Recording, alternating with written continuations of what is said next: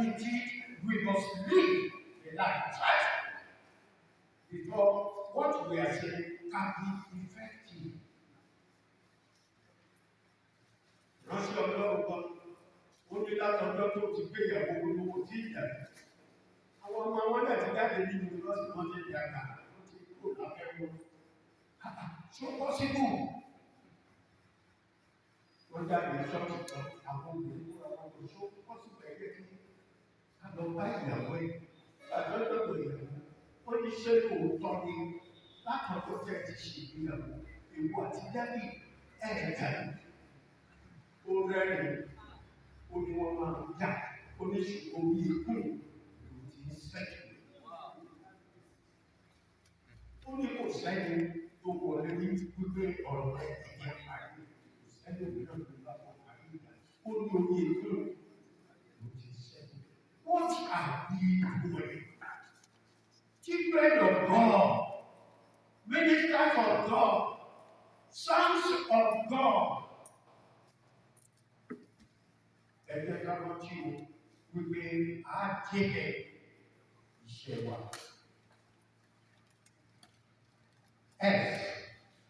It is a standard. Yẹn wípé ó jẹ́ ìdíwọ̀n. Ajé ìjọ. Ó jẹ́ ìdíwọ̀n fún ọ àti fún mi. Gbogbo wa pátá yẹ fẹ́ bá a bọ̀. Ọlọ́run ti gbé ìdíwọ̀n yẹn kalẹ̀ ṣe standard.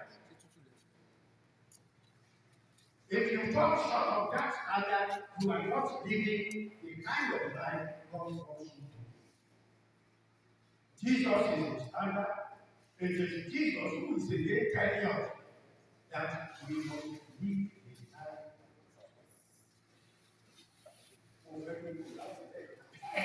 life. Praise the Lord.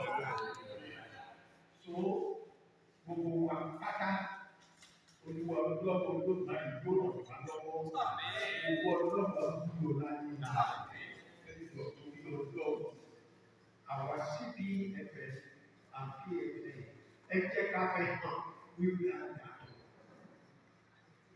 Iyọ̀ yàtọ̀ láwùjọ ingredients. Ẹ jẹ́ ká fẹ́ hàn wíwí àyàtọ̀. Ìránṣẹ́ Ọlọ́run, ọmọ Ọlọ́run. Méjèèjì lápapọ̀ jẹ́, ṣùgbọ́n tèmi ọmọ Ọlọ́run ni. Nítorí ìránṣẹ́ ìgbélé bẹ̀rẹ̀ pẹ̀lú bàbá òbílé.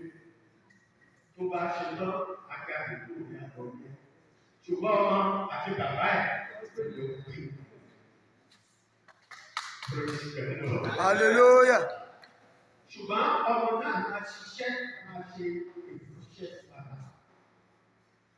Kì í ṣe ṣe pé ọmọ lásán, ó gbọ́dọ̀ bí àjò ọmọ.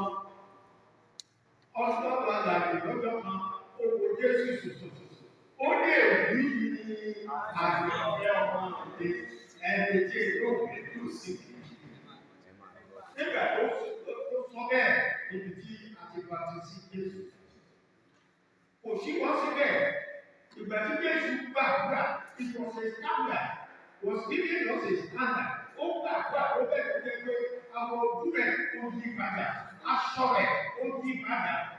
Everything about change. The glory of God covered the way. Nígbà tó yá, ó jẹ́ orí Olúwa jẹ́ ká pàgọ́ mẹ́ta síbí Ọlọ́run lọ́wọ́. Ó ní èyí yìí ní àgbẹ̀fẹ́ ọmọ mi ẹ̀dá gbọ́tì. Can God say the same thing about you? That you are His beloved son, His beloved minister. Olúwa yóò ràn wá lọ́wọ́.